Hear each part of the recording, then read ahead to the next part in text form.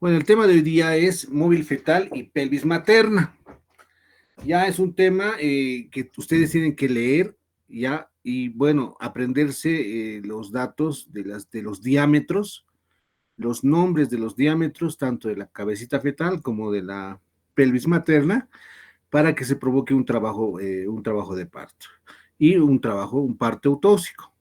¿Ya? Entonces vamos a mencionar en este tema lo que son las medidas, los diámetros, de los diámetros, perdón, y de dónde a dónde se extienden cada diámetro, tanto de la cabecita fetal como de la pelvis materna, ¿ya? Pero en primer momento, lo que es el móvil fetal. Lo primero que tenemos que hablar en móvil fetal es decir que es un conjunto morfológico dinámico mediante el cual se considera al feto como un cilindro u ovoide integrado por tres segmentos. ¿Cuáles son esos segmentos? Es la cabeza, el hombro y las nalgas. Estos tres segmentos son capaces de por sí solo de originar un mecanismo de parto, por lo que también se lo denomina segmento de distosia. ¿Ya? Cualquiera de estos tres, la cabeza, el hombro y la nalga, pueden generar un mecanismo de trabajo de parto, ¿ya? Y a la vez pueden generar una distosia, ya por la presentación de un diámetro a otro diámetro de la pelvis, eh, para poder realizar un mecanismo de trabajo de parto, ¿no? Entonces puede haber una presentación mala en las nalgas, de igual forma, lo que son la presentación de nalgas, igual es una distosia, entonces esos segmentos producen algún tipo de distosia en el mecanismo de trabajo de parto. En lo que es el hombro no, difícilmente vamos a llegar a un mecanismo de trabajo de parto porque del hombro no va a poder salir. Las únicas presentaciones que podemos hablar para producir un mecanismo de trabajo de parto es la presentación de cabeza o la presentación de nalgas. Entonces, vamos a hablar de lo que es la antropometría fetal. Ahí tenemos unos diámetros anteroposteriores, que es de la parte anterior a la parte posterior, y los diámetros transversales.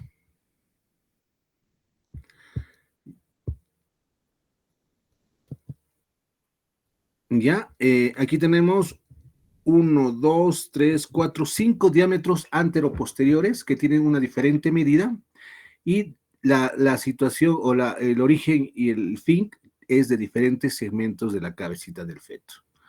Y lo vamos a ir repasando ahora para que estos amigos pregunta de examen y pregunta del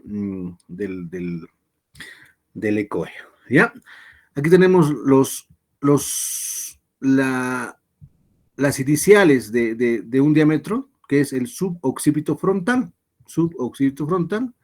que viene a ser desde el occipucio hasta la parte más saliente de la frente. Desde el occipucio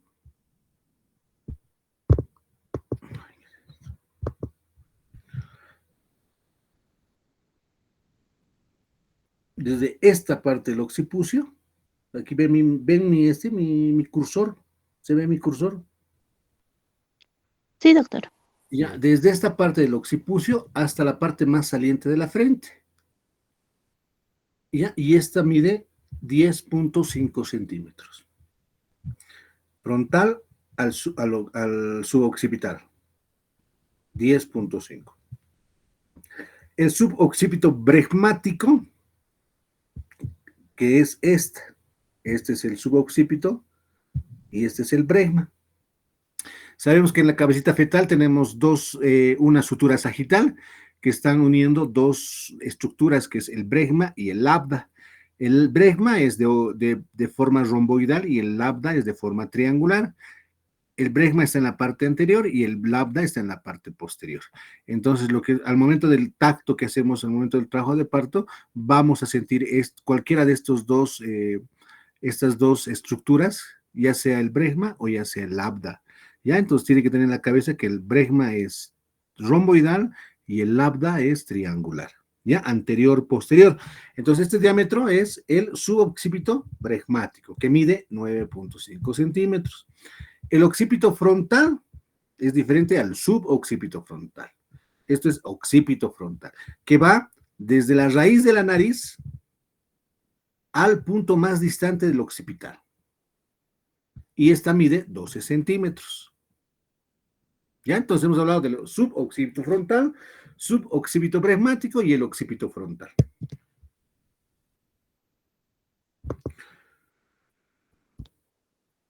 Vamos a pasar a los otros dos más que nos faltaría, que es el cincito mentoniano, ya, que es el más grande o el más largo de los diámetros, que viene desde el mentón ya a la sutura sagital, que mide 13.5 centímetros.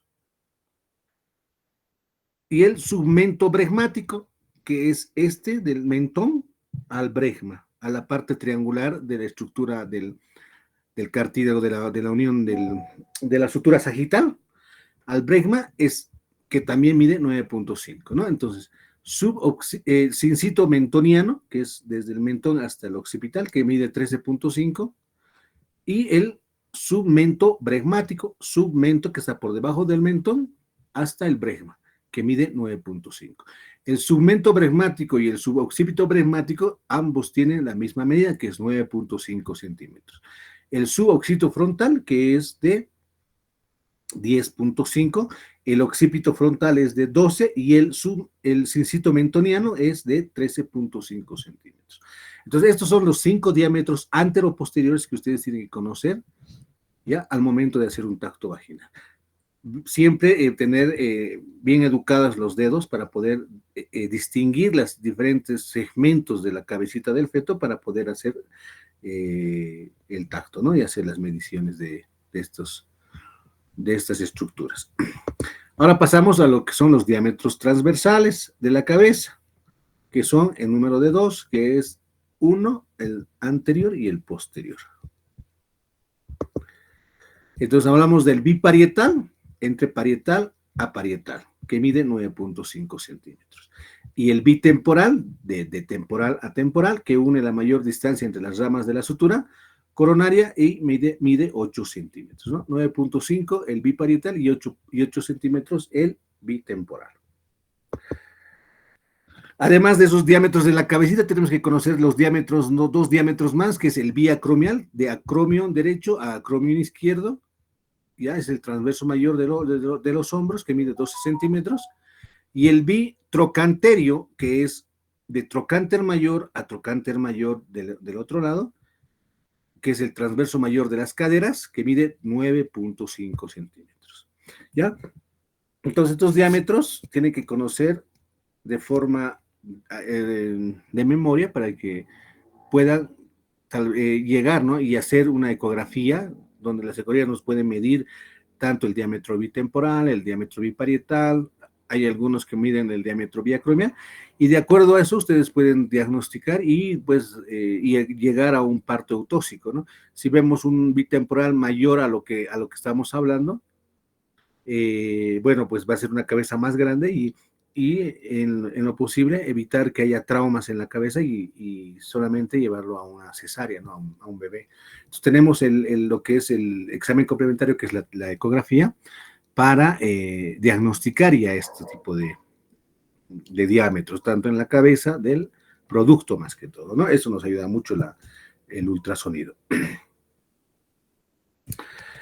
¿Qué es la ley de Pajot? La ley de Pajot es, como dice ahí, dice, cuando un contenido, es el feto, es el contenido, y se encuentra dentro de un continente que es el útero, presenta paredes lisas y deslizables y que gozan de situaciones de actitud y reposo. Las formas y dimensiones del contenido se adaptarán constantemente a las formas y dimensiones del continente. Ya hasta la semana 34 podemos tener una presentación podálica, ya, pero por presión de la cabecita, como es más grande, se acomoda y al hacer el volteo fisiológico se estaría adecuando el contenido hacia el continente. Entonces, el volteo fisiológico sería un ejemplo de la ley de Pajot. ¿Ya? El feto se va a adecuar al útero. Esa es la ley de Pajot. Entonces, aquí tenemos, ¿ya? Generalmente esto es antes de las 34, 36 semanas, la cabeza está arriba, en la parte superior, pero por la ley de Pajot, por ser una estructura más grande y voluminosa en el cuerpo del fetal, da el volteo fisiológico. ¿Ya? El contenido se va a adecuar al continente. entonces por gravedad la cabeza va a caer. Y por eso es que tenemos presentaciones cefálicas en mayor proporción que las presentaciones podálicas. No digo que con esto solamente no hay podálicas, hay presentaciones podálicas, el cual ya de inicio sería un parto distóxico. Y pues bueno, si hallamos ese tipo de presentación, lo podemos diagnosticar mediante las maniobras de Leopold o tristemente una ultrasonografía, una ecografía obstétrica al final del embarazo, para ver que la cabecita esté en la parte inferior o en la parte superior, ¿no? Y así evitar, como les he dicho, traumas. Un parto podálico es muy traumático para un recién nacido. Ya, pero pues a veces ustedes cuando ya se vayan a la provincia van a tener ese tipo de partos y al final ya están con la colita afuera y la cabeza trancada en el canal del parto.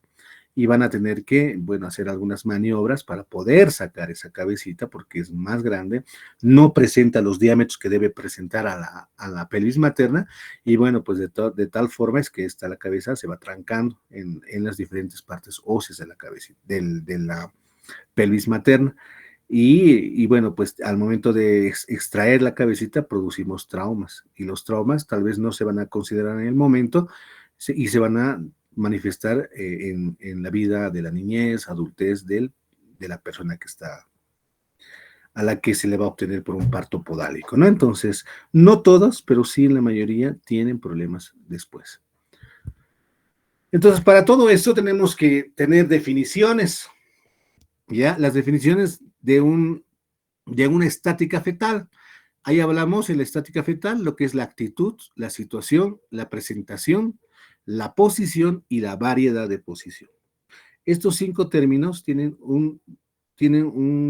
una definición cada uno y nos van a servir mucho en el mecanismo del trabajo de parto.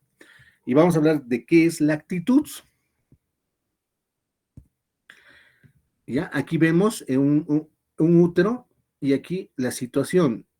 Esta flecha nos habla de situación. La flecha azul nos habla de la actitud fetal. Ya es en flexión, todos los estructuras de tanto miembros superiores e inferiores y la cabecita se flexionan entre sí.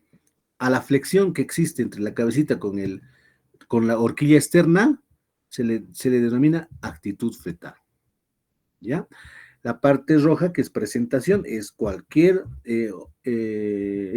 segmento del ovoide fetal se presenta a la pelvis materna, puede ser la cabeza o puede ser las nalgas. Entonces, ¿qué es la actitud fetal? Como anteriormente les estaba comentando, es la relación que guardan los distintos segmentos fetales entre sí, en flexión. La actitud fetal normal de un feto es en flexión.